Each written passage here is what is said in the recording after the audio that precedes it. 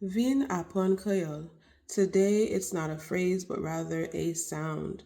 Kehek, kehek.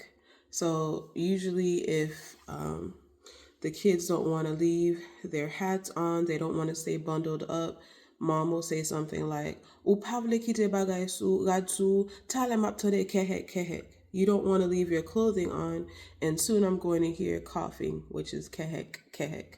So I was feeling throughout the day yesterday like I'm catching something or like I just didn't feel well.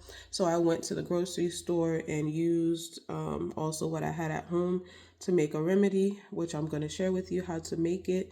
I will be taking 2 big spoonfuls of it, eating or chewing the contents that are in the jar, and also sipping on the cough syrup.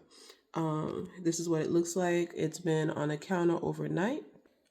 This is it. You see the juices on the bottom and the contents. They may not taste good, but it is effective. Stay tuned to see how to make it.